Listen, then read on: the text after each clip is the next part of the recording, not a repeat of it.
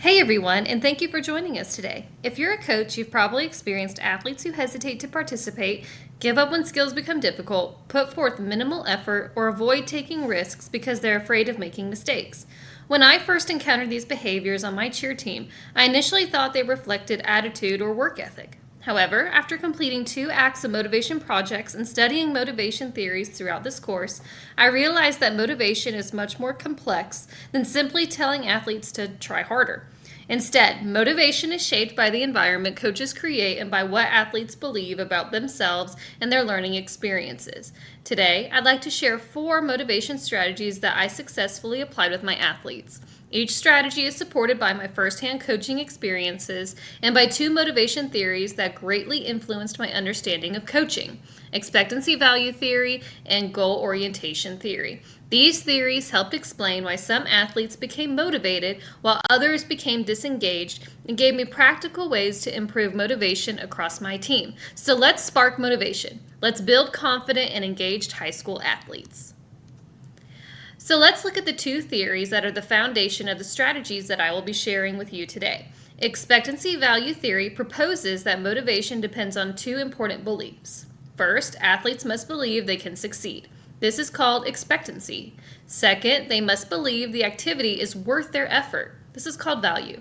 If athletes lack confidence or do not see a purpose in what they are doing, their motivation naturally decreases. The second theory is goal orientation theory. This theory explains that athletes generally approach learning with one of 2 goal orientations, the first being performance orientation, which focuses on improving ability and avoiding mistakes. Athletes often compare themselves to others and worry about looking incompetent. A mastery orientation, on the other hand, focuses on learning, improving, and developing new skills. Mistakes are viewed as part of the learning process rather than signs of failure. Throughout my coaching experience, I found that athletes were much more motivated when I intentionally built both expectancy and value while creating a mastery-focused environment. Let's look at how these ideas will translate into practice. So if you're a coach and you see that there are challenges with motivation on your team, you may be seeing things like low participation, giving up easily, minimal effort on the part of your athletes, or simply a fear of making mistakes. If you are seeing these challenges on your team, you can look to these motivational strategies that have been grounded in these 2 theories. The strategies that we are going to focus on today are focus on belonging, competence, and safe engagement, students needing to believe they can succeed, making learning fun, and then lastly, let students be authentically themselves and to make mistakes.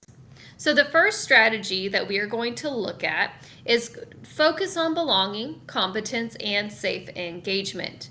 This strategy is supported by expectancy value theory and goal orientation theory. From the EV theory perspective, athletes are more motivated when they believe they can succeed and when participating feels worthwhile. Feeling accepted by teammates and coaches increases both confidence and the value of participating. From the geo theory perspective, a mastery-focused environment encourages athletes to participate because the emphasis is on learning instead of just outperforming others. Some examples that we saw in the coaching staff based on our team performance when we implemented these strategies was belonging and competence and safe engagement. Instead of expecting every athlete to master the same skill at the same pace, each athlete selected one personal goal based on their current ability. Some athletes worked on improving jump height, others focused on stunt stability, while others practiced tumbling timing. Because each athlete was competing against their previous performance rather than against teammates, everyone experienced opportunities for success. I also changed how success was recognized on the team. Instead of only celebrating the highest performing athletes, coaches recognized awards such as Most Improved, Best Use of Feedback, and Helpful Teammate. These recognitions communicated that improvement, effort, and teamwork were just as valuable as perfect performance. As a result, athletes became more supportive of one another. They participated more willingly during practice and celebrated each other's progress instead of comparing themselves. As a coaching staff, we learned that creating a sense of belonging and competence is one of the strongest ways to improve motivation. Motivational strategy number 2 is encouraging students that they can believe they can succeed. According to the EV theory, athletes lose motivation when they can no longer believe their effort will lead to success. If your athletes think, I'm never going to get this skill, then they stop trying. Goal orientation theory tells us that athletes who focus on performance often interpret difficult skills as evidence that they are failing. Instead of seeing mistakes as an opportunity to learn, they see mistakes as they are not good enough. So in order to combat those challenges, some examples of us implementing this type of motivational strategy was building expectancy for success and promoting persistence. To address this, coaches continued using weekly micro skills goals, but we also introduced several additional supports. Athletes kept progress logs documenting their weekly improvements. They watched skill videos and completed video reflections comparing earlier performances to current ones. They also completed readiness ratings, helping them recognize how prepared they felt before practice. These tools allowed athletes to actually see their progress over time. Many athletes were surprised when they compared videos from several weeks earlier. Skills that once felt impossible had improved significantly. Rather than giving up after mistakes, athletes gradually began viewing challenges as opportunities to improve. Their confidence increased because they now had evidence that effort produced results. As coaches, we sometimes underestimate how powerful small successes can be. Building confidence doesn't require dramatic achievements. It requires helping athletes notice consistent progress. Our third motivational strategy is to make learning meaningful. This strategy is supported by EV, saying that motivation increases when athletes, or maybe even students in the classroom, see activities as useful, meaningful, or personally important. If athletes don't understand the purpose behind a task, they often invest minimal effort. Goal orientation theory also suggests that athletes are more motivated when they pursue learning for personal growth rather than simply trying to avoid failure.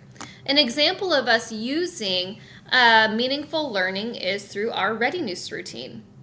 Previously, athletes viewed arriving early as just another rule. Instead of emphasizing compliance, coaches explained how arriving prepared helped athletes warm up properly, reduce injuries, improve focus, and just overall perform better during practice. Athletes began viewing punctuality as something that benefited their own performance rather than simply pleasing the coach. Another important change involved missed skill videos. Instead of treating missed videos as punishment, coaches transformed them into feedback labs. Athletes practiced a skill, received immediate coaching, reflected on what they did well, and identified a step for improvement. This shifted accountability from punishment to learning. Athletes understood the purpose behind the activity and became more engaged. When athletes understand why something matters, motivation becomes more internal and lasting. Our final motivational strategy is let your students or let your athletes be authentically themselves. Allow them to make mistakes. According to EV theory, fear of failure lowers confidence and increases emotional cost of participating. When athletes worry about embarrassment, they become less willing to take risks. When students are worried about embarrassment, they are less likely to participate. Goal orientation theory explains that this performance avoidance. Athletes become focused on avoiding mistakes instead of learning from them. To change this, we implemented different tools to give students the opportunity to be authentic and to make mistakes. We focused on growth-focused feedback with our athletes. After every skill video, athletes received a strength in an area to improve. This balanced feedback helped athletes understand that everyone has strengths and everyone has areas they can continue developing. Athletes also reflected on their mistakes after practice. Instead of asking who messed up, we asked, what did we learn? Finally, public rankings were replaced with recognition for personal growth and teamwork. Awards such as Most Improved and Helpful Teammate reinforced that progress mattered more than perfection. This dramatically changed the team culture. Athletes became more willing to attempt difficult skills because mistakes were no longer viewed as something embarrassing. Instead, mistakes are now learning. As coaches, creating a psychological safety environment may be one of the most important things we do to support the motivation of our athletes. Through these experiences, our coaching staff learned that motivation isn't something athletes either have or don't have. Motivation is something we can create. Expectancy value theory taught us that athletes need two things. They must believe they can succeed, and they must believe learning is worth the effort. With goal orientation theory, that teaches our coaches that we should create mastery-focused environments where improvement matters more than comparison.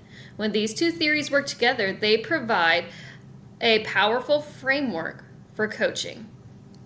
By helping our athletes feeling they belong, we can help build their confidence through achievable success. We can make their learning meaningful. We can create safe environments where mistakes are welcomed. Coaches can develop athletes who are more resilient. These strategies don't only apply to cheerleading. They can be used in classrooms, athletic programs, youth organizations, leadership settings where people are learning new skills. I encourage every coach and educator to intentionally create environments that promote confidence, growth, and meaningful learning. When we shift our focus from performance to development, we don't just improve motivation. We help people become lifelong learners who are willing to take risks, overcome challenges, and continue growing.